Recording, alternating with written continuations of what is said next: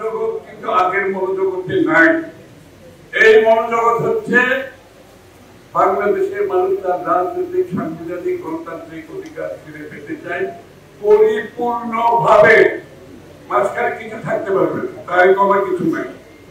পরিপূর্ণভাবে বাংলাদেশের মানুষ মুক্ত অবস্থায় বাঁচতে চায়। বাংলাদেশের মানুষ রাজনৈতিকভাবে, সামাজিকভাবে, অর্থনৈতিকভাবে সকলের জন্য সমতল লেভেল প্লেইং ফিল্ড চায়। সকলে যাতে সমানভাবে অংশগ্রহণ করতে পারে। বাংলাদেশের জনসংখ্যার 65% বয়স হচ্ছে 35 বছরের নিচে।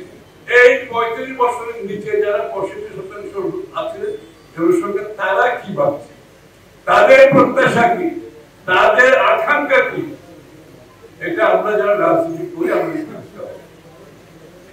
এটা যারা বুঝবে না, আমি দুঃখের সাথে বলছি, আগামী দিনের রাজনৈতিক প্রেক্ষাপটে তাদের জন্য খুব বেশি জায়গা থাকবে বলে আমি মনে করি। এইসব ধারণ করে আজকে যে অন্তর্বর্তীকালীন সরকার আছে তাদেরকে আমরা সহায়তা করতে চাই। আমরা রাজনীতি করে আমরা অনেক কথা বলি, অনেক বক্তব্য দিই, যার যার প্রেক্ষাপট থেকে আমাদের কথাগুলো বলি এবং বলবো। কিন্তু বটম লাইন হচ্ছে, শেষ কথা হচ্ছে, আজকের অন্তর্বর্তীকালীন সরকারকে ঐক্যবদ্ধভাবে জাতীয় ঐক্যের মাধ্যমে আমাদেরকে সমর্থন করে এই কাজগুলো সম্পন্ন করতে হবে। জাতীয় ঐক্যের এই মুহূর্তে কোনো বিকল্প নেই এবং জাতীয় ঐক্যের মাধ্যমে যেই শক্তি বাংলাদেশকে ধ্বংস করে দিয়েছে রাজনৈতিকভাবে, অর্থনৈতিকভাবে, সামাজিকভাবে, সেই শক্তিকে যদি পরাহত করতে হয় জাতীয় ঐক্যের মাধ্যমে যে ঐক্যবোধ সৃষ্টি হয়েছে সেটাকে আমরা অক্ষুণ্ণ রাখতে হবে। বর্তমান ইন্টারিম সরকারকে সমর্থন করতে হবে। আবার আমাদের কথাগুলো আমরা বলতে থাকবো এবং আমরা আশা করি সবাই মিলে আমরা এগুলো সমাধান করি।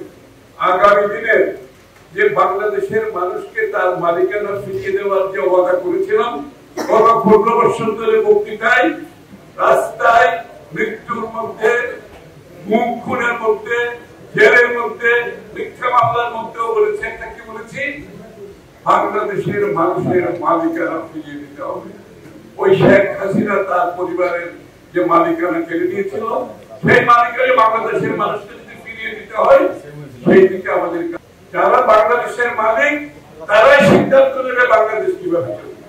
আর আমরা যারা রাজনীতি করি আমরা তাদের কাছে কি বলবো, আমরা তাদের জন্য কি করতে চাই, আমরা কি পরিবর্তন চাই, আমরা তাদেরকে কি বলবো, তারাই সিদ্ধান্ত নেবে বাংলাদেশ কোন পথে চলবে।